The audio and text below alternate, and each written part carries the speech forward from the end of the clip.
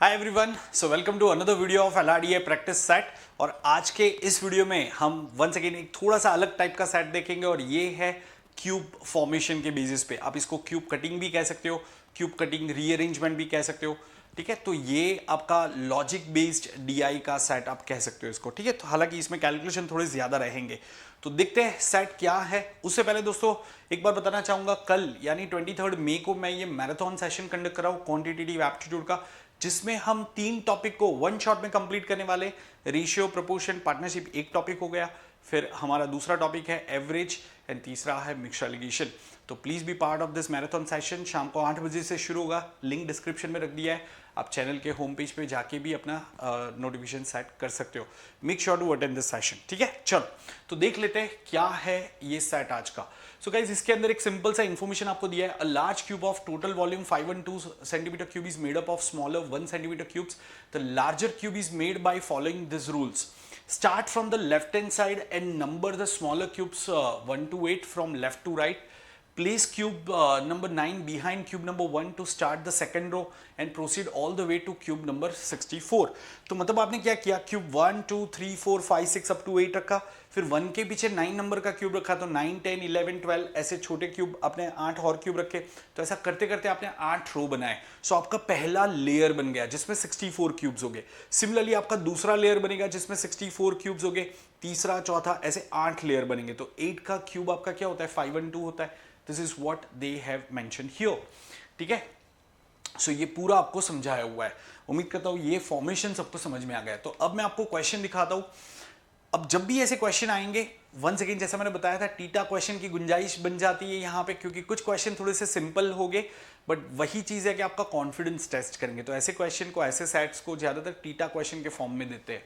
So on the bottom most square layer of the cube consider the surface diagonal that has the square number 8. ठीक है, that is cube number 8.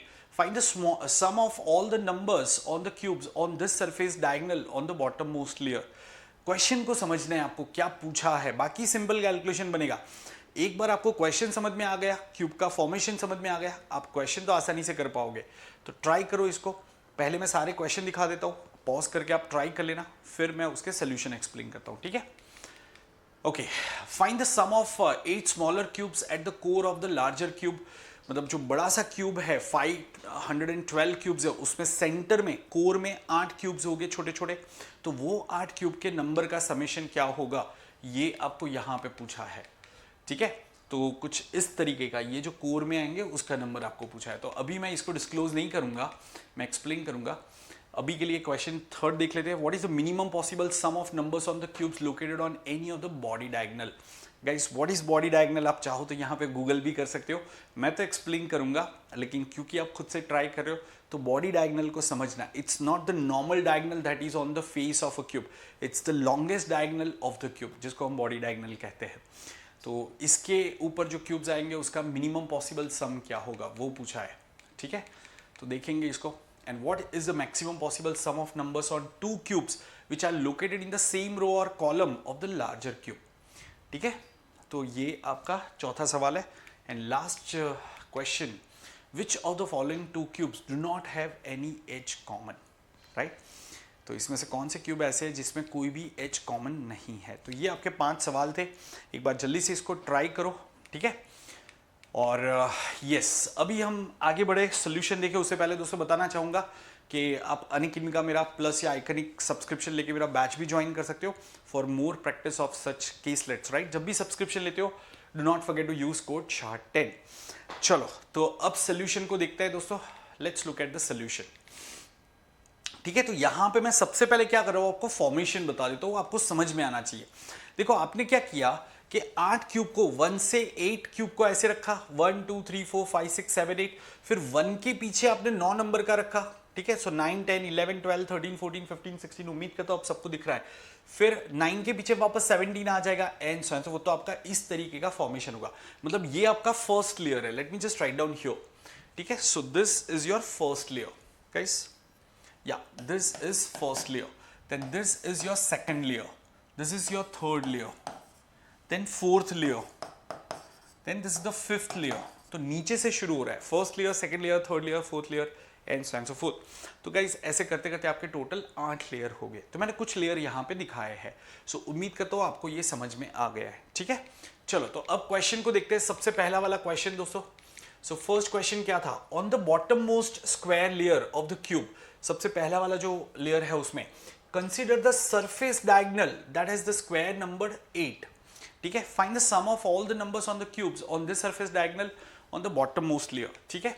तो guys इसका आपको दिखा देता हूं, देखो यस कैन आई से this is the bottom most layer. तो इसमें 8 नंबर कहां पे आ रहा है, यहां पे आ रहा है। तो ये डायगोनल के क्यूब का हमें समेशन पूछा है।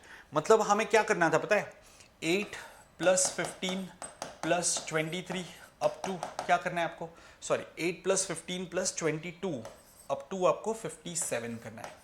दोस्तों अब यहां पे क्या बन रहा है, अगर आप देखोगे एक प्रोग्रेशन बन रहा है, 7 से इंक्रीज हो रहा है ये, 8 + 7 15 + 7 22 + 7 29 and so and so fourth. तो गाइस इसके अंदर हम फॉर्मूला क्या यूज कर सकते हैं, तो कहना से दिस आर 8 टर्म्स, तो यहां पे फॉर्मूला हो जाएगा n/2 number of terms divide by 2 in the bracket first term plus last term, this is the formula, ठीक है। प्रोग्रेशन, एरिथमेटिक प्रोग्रेशन का सम ऑफ टर्म्स का फॉर्मूला है ये। तो गाइज यहाँ पे आप मैन्युअली भी ऐड कर सकते हो या फिर सीधा ये फॉर्मूला यूज कर सकते हो। तो 8/2, ये 8 क्यों, क्योंकि नंबर ऑफ टर्म्स आपके 8 है, ये आपका फर्स्ट टर्म है, ये आपका लास्ट टर्म है। तो ब्रैकेट में 8 + 57 ऐसा करना होगा। तो गाइज ये कितना आ जाएगा, ये 65 4 260 आ जाएगा। Have you all understood this? So answer to first question, yes this has to be 260। ये आपका पहला क्वेश्चन हो गया। क्या आपका ये क्वेश्चन सही हुआ था? कमेंट्स में मुझे बताना कितने क्वेश्चन सही हुए। और अब तक अगर वीडियो को लाइक नहीं किया है तो लाइक कर देना और आगे शेयर भी करना, ताकि ज़्यादा से ज़्यादा स्टूडेंट्स के पास ये वीडियो पहुंच पाए, सब लोगों को इससे फायदा मिले, ठीक है। चलो, find the sum of 8 smaller cubes at the core of the larger cube. मतलब दोस्तों जो मैं आपको बता रहा था, ये आपका बड़ा क्यूब है, उसके कोर में ये 8 क्यूब हो गए, तो इसके नंबर का समेशन हमें पता करना है। अब ये क्या होगा, तो इसको समझने के लिए हम एक अप्रोच यूज करते हैं यहाँ पे। क्या आप ये चीज अग्री करते हो दोस्तों कि अगर मैं एक लेयर अब जाऊंगा, ठीक है, जैसे 1 के ऊपर क्या आएगा, कहने से 65 आएगा, ये फर्स्ट लेयर है आपका, सबसे नीचे वाला लेयर है, ये सेकंड लेयर है। तो 1 के एक्जेक्टली ऊपर 65 आएगा, मतलब आपका इंक्रीज कितने का हो रहा है, 64 का हो रहा है, ठीक है। ओके, तो मुझे क्या यहां पे पूछा है कि ये जो सेंटर में 4 क्यूब आएंगे कोर में, वो उसका सॉरी 8 क्यूब जो आएंगे उसका मुझे समेशन पूछा है, ठीक है। तो गाइस ये 8 क्यूब कहां पे आएंगे वो समझना आपके लिए बहुत बहुत जरूरी है। यहां पे सुनो ध्यान से, ये आपका फर्स्ट लेयर है, फिर उसके ऊपर सेकंड लेयर आएगा। कैन आई से ये थर्ड लेयर जो होगा उसमें आपके 4 क्यूब्स होंगे, और जो फोर्थ लेयर होगा उसमें आपके 4 क्यूब होंगे। क्या ये अग्री करते हो सब लोग? जो आपके सेंटर जो क्यूब्स है वो कहां पे आएंगे, तो कहना से सॉरी आपका 4th एंड 5th क्यूब आएगा ना यहां पे सेंटर में, राइट। ओके, एक बार इसको वापस मैं एक्सप्लेन करता हूं, राइट। तो इसको फिर से देखते हैं। देखो आपकी ये जो 8 क्यूब है वो कहां पे आएंगे, मतलब आप थोड़ा विजुलाइज करना पड़ेगा। आपके 8 लेयर है, 1 2 3 4 5 6 7 8, तो उसमें जो सेंटर वाले 2 लेयर है उसको देखना है। तो कहने से सेंटर में हमारे कौन से 2 लेयर आएंगे, 4th layer and 5th layer centre में आएंगे। 4th लेयर के नीचे 3 लेयर हो गए, 5th लेयर के ऊपर 3 लेयर हो गए। तो मुझे सेंटर वाले 2 लेयर देखने, मतलब मुझे 4th एंड 5th लेयर के सेंटर के क्यूब्स देखने हैं।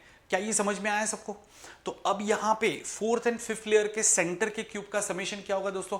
तो एक तरीका है कि मैं यहां पे ऐसे कर लूं, this is my 4th layer, तो इसके सेंटर के ये क्यूब्स ले लूं, और ये मेरा 5th लेयर है, उसके सेंटर के क्यूब्स का समेशन कर लूं।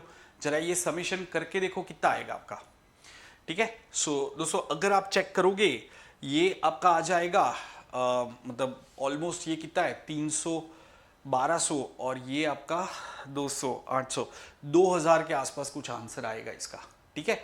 बट क्या मैं ऐसे कर सकता हूँ एग्जाम में, ऐसे कर सकता हूँ? नहीं कर सकता, मुझे लॉजिकली जाना पड़ेगा, ठीक है। तो गाइस लॉजिकली कैसे करेंगे, अब यही चीज हमें समझनी है।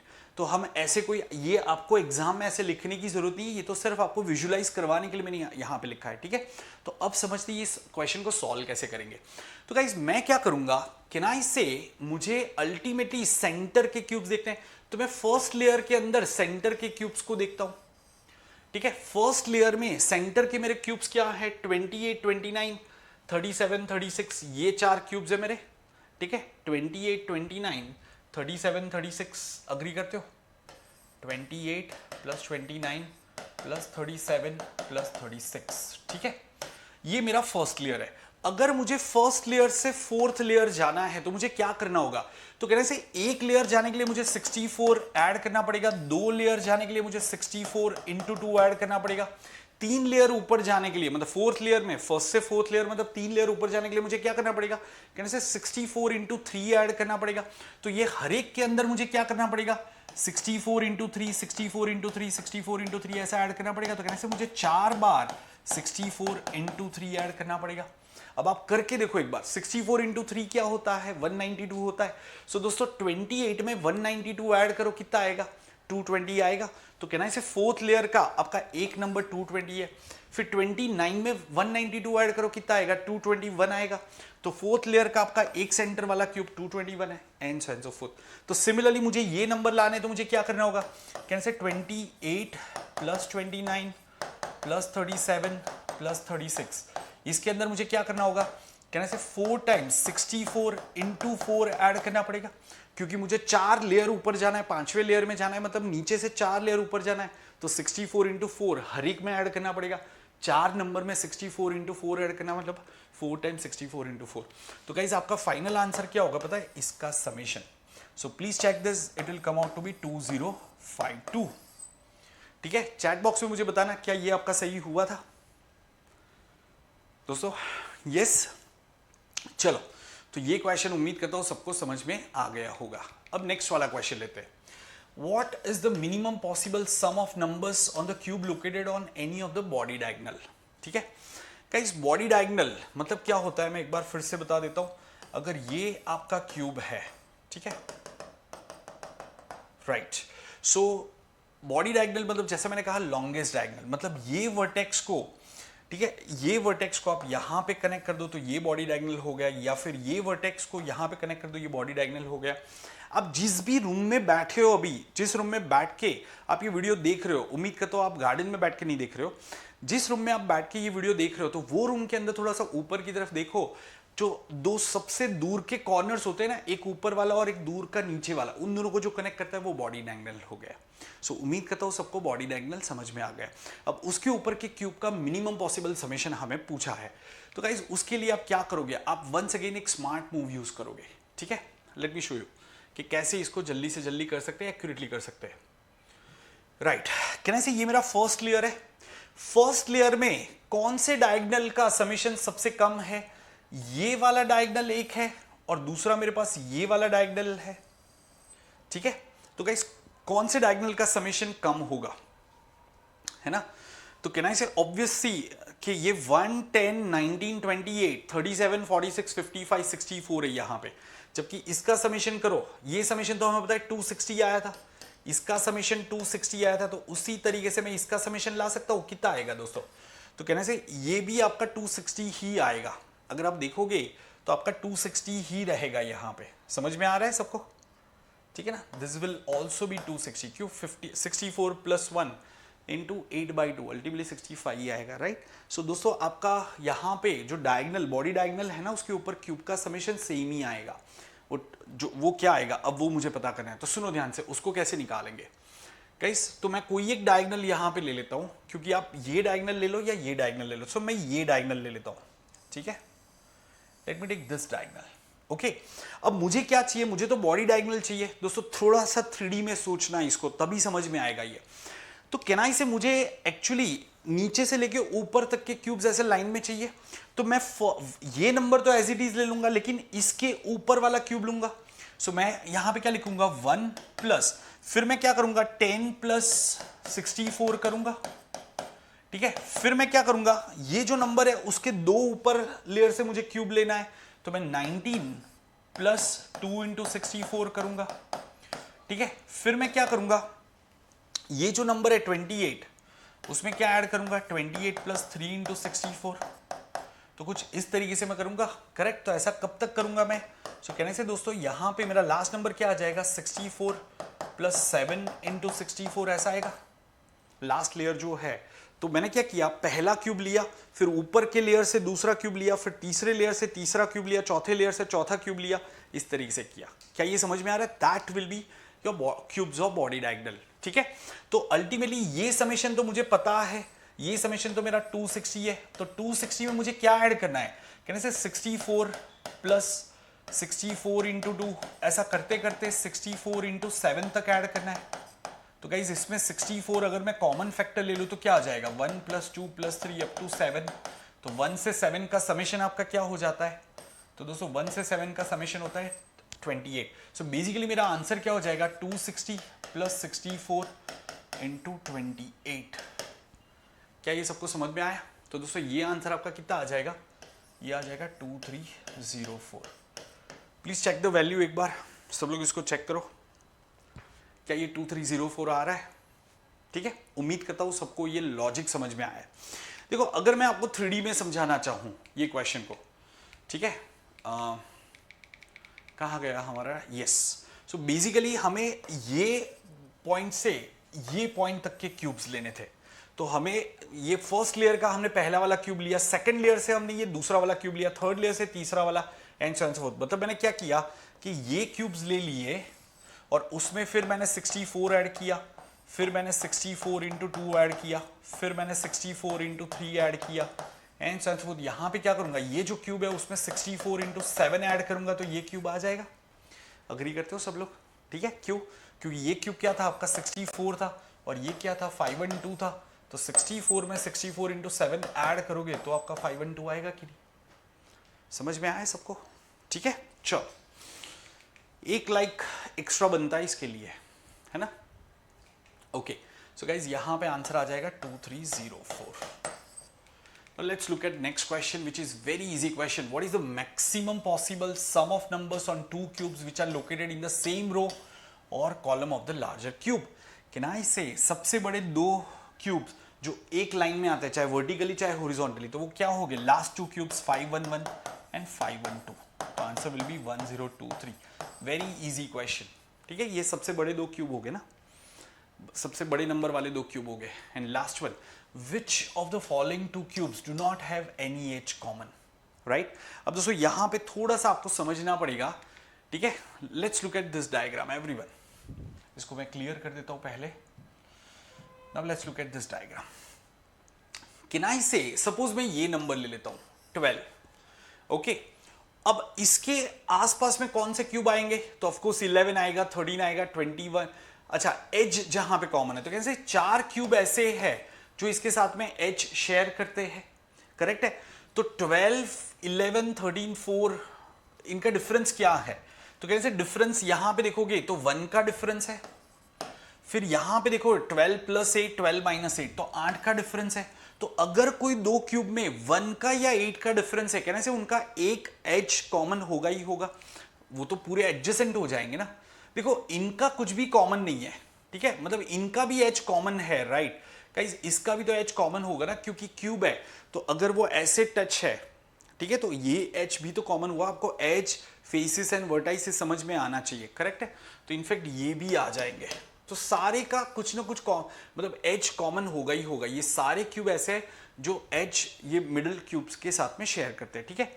अब यहां पे एक और चीज देखो, तो हमें इतना सिंपल तो देंगे नहीं, क्योंकि ये तो कोई भी बना लेगा, तो हमें इतने सिंपल नंबर नहीं देंगे। वो क्या करेंगे, आपको एक क्यूब ऊपर वाले लेयर से लेंगे और एक क्यूब उसके नीचे वाले लेयर से देंगे, ठीक है ना? जैसे अगर मैंने 12 ले लिया, तो कहने से 12 के नीचे कौन सा क्यूब आएगा, तो दोस्तों 12 के नीचे कहने से 76 आएगा, सीधा 64 ऐड कर दो, राइट? तो कहने से 12 और 76 में तो पूरा फेस कॉमन है ना, पूरा फेस कॉमन है, मतलब 4 एजिस कॉमन हो गए। आप समझते हो ना ये चीज? दोस्तों दो क्यूब्स अगर मैं ऐसे रखता हूं, ये पहला वाला क्यूब है, ठीक है, और उसी के नीचे दूसरा क्यूब रख देता हूं, राइट? उसी के नीचे मैंने दूसरा क्यूब रख दिया, तो ड्रॉ करने में थोड़ा सा डिफिकल्ट हो जाएगा ये, राइट? ओके, तो कहने से ये दो क्यूब्स के 4 आपके कॉमन हो जाएंगे, 4 एजिस कॉमन हो जाएंगे। इनफैक्ट यहां पे जो क्यूब आएगा, तो वो क्यूब का और ये क्यूब का आपका क्या कॉमन हो जाएगा, तो कहने से यहां पे जो क्यूब आएगा उसका भी तो कॉमन होगा, इसके साथ में कॉमन होगा, ठीक है, हमें ऊपर वाले क्यूब के साथ में देखना है, तो मैं आपको बताता हूं यहां पे क्या करेंगे। तो एक तो 12 एंड 76 में कॉमन होगा, कहने से 12 एंड 75 में भी कुछ कॉमन होगा, 12 एंड 75 में भी कुछ कॉमन होगा। अब 75 कौन सा होगा पता है, वो यहां पे आएगा, यहां पे जो आपका क्यूब आएगा, राइट, तो उसका ये एज कॉमन आएगा। सो अल्टीमेटली अगर आप देखोगे यहां पे 12 के साथ में 76 भी आ सकता है, 75 भी आ सकता है, 77 भी आ सकता है, 84 भी आ सकता है, 68 भी आ सकता है। दोस्तों ये क्यूब जो है ना, वो 12 के साथ में एज शेयर नहीं करेंगे, वो सिर्फ कॉर्नर शेयर करेंगे। समझ में आए? तो 12 के लिए अगर मैं कहूं कि कौन से क्यूब ऐसे हैं जो उसके साथ में एज शेयर करेंगे, तो ये 8 क्यूब हो गए और ये 4 क्यूब्स हो गए। समझ में आया? तो अब यहां पे ये 8 क्यूब, जैसे मैंने कहा कि ये बहुत ऑब्वियस हो जाएंगे, आपको देंगे नहीं। तो आपको अगर ये 8 क्यूब को देखते तो क्या है, तो दोस्तों 12 में मैं कितना ऐड करूंगा, तो वो 75 आएगा, तो कहने से 63 ऐड करोगे। 12 में कितना ऐड करोगे तो 76 आएगा, तो 64 ऐड करोगे तो 76 आएगा। 12 में कितना ऐड करेंगे तो हमारा 77 आएगा, तो कहने से 65 ऐड करेंगे। फिर 12 में मैं क्या ऐड करूंगा तो 84 आएगा दोस्तों। ठीक है, सो कहने से 12 के अंदर मुझे 72 ऐड करना होगा, राइट, एंड 12 में मैं क्या ऐड करूंगा तो 68 आएगा, तो कहने से 56 ऐड करना होगा। समझ में आ रहा है? मतलब वो क्यूब्स जिनके बीच में डिफरेंस 63, 64, 65, 72 या 56 है, वो भी 12 के साथ में एजी शेयर करेंगे। तो हमें ये देखना था कि कौन से क्यूब जो हमें दिए गए हैं ना, उसमें से कौन से क्यूब में डिफरेंस आपका 63, 64, 65 क्या आया था 72 एंड 56 नहीं है, क्योंकि हमें क्या पूछा है, which of the following to cubes do not have any as common, right. Guys यहां पे देखो ये कितना डिफरेंस है, कहने से ये डिफरेंस आपका कितना है 64 का डिफरेंस है, तो ये तो कॉमन एज शेयर करेंगे। 76 एंड 141 कितने का डिफरेंस है दोस्तों, कहने से 65 का डिफरेंस है, तो ये भी एज शेयर करेंगे। 137, 202 कहने से यहां पे भी आप अगर देखोगे 65 का डिफरेंस है, तो ये भी तो एच शेयर करेंगे। दोस्तों 38 एंड 104, 38 और 104 में कितने का डिफरेंस है, 66 का डिफरेंस है। 66 का डिफरेंस अगर है तो वो एच शेयर नहीं करेंगे, there will be no H common. क्या ये सबको समझ में आया? So this is how you could have solve this set. देखो एक ये वाला सेट आपने समझ लिया, तो ये काफी सारे और सेट्स अभी आपके लिए आसान खलेगा। इस टाइप का कोई भी आता है, जरूरी नहीं है कि क्यूब्स ही आए, बट कोई भी एक ऐसा नंबर फॉर्मेशन का सेट आता है, आप उसको टैकल कर सकते हो। ठीक है, तो उम्मीद करता हूँ सब लोगों ने ये समझ लिया है। आगे और भी ऐसे वीडियो आपके लिए लेते आता रहूंगा, और जैसे मैंने बताया कि कल हम मैराथन कंडक्ट कर रहे हैं, तो उसको मिस मत करना। ठीक है दोस्तों, सो मिलते हैं अगले सेशन में। Till then guys, bye bye and take care.